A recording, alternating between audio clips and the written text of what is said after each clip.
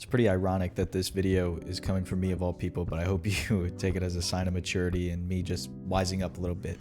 You see, on that video I made a few days ago about switching characters, a lot of you guys share the same sentiment as me and have felt the struggle of not knowing if you made the right choice for yourself. And for some of you, it was if you wanted to continue with this character that you've chosen. However, there was one comment that caught my attention, not immediately, but it lingered. And while it's a very long and detailed comment that I felt some of it didn't really apply to me, one line did ring true, because a few hours later, Juices was repeat the same line to me, completely unrelated to the comment, and not even related to the video that I made. But it reads, "So I think you should evaluate your character not by their win-loss statistic, but by what you can learn from playing them. If Juri teaches you better, great. If Cammy teaches you, just stick to her." And unintentionally and unknowingly, because neither one of us had really read this comment at this point, Juices elaborated on this idea, telling me that when he plays against my Juri, it feels as though a lot of my bad habits are reinforced naturally by the character and by her kit. The fast walk speed leads to more walk-unders instead of DP or any anti-air for that matter. Her stand medium kick, because it's so fast and it's really good, reinforces my habits of using pokes defensively instead of trying to take up space and get an advantage, as well as getting me to just walk forward and press a button without thinking about it, and that gets me whiff punished a lot of the time. And that's when I learned the hard lesson of just because a character feels like it fits you right now doesn't mean it's the character for you.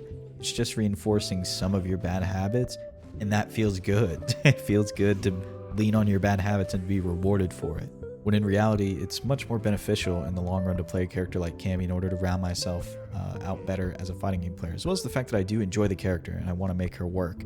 It's just sometimes it can feel greener on the other side when you pick up a character that lets you rest on your laurels a little bit and even rewards you for it.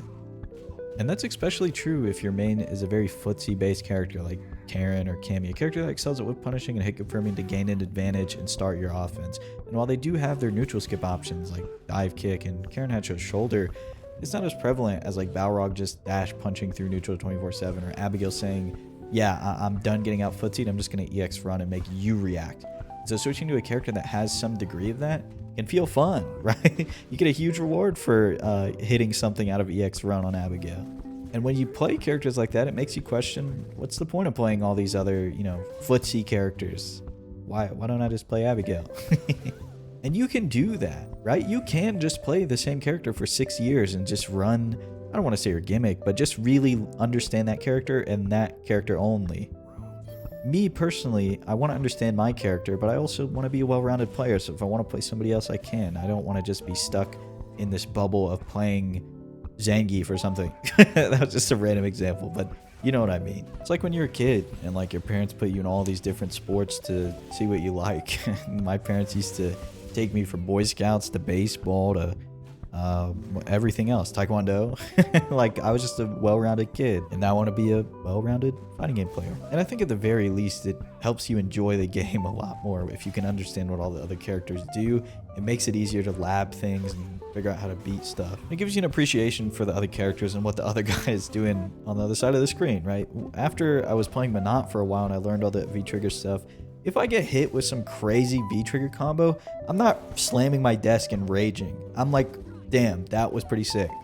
Like this is a really cool moment to witness. This guy is fucking doing a 50 hit combo on me and he's controlling all the orbs individually. But I think that's all I got for you guys today. I don't really have anything else to say. I just wanted to give an update and a part 2 to the other video that I made, because a lot of you guys commented and a lot of you guys watched. So thank you so much for that. Thank you so much for watching. And if you enjoyed, please consider subscribing. I'll talk to you again very soon.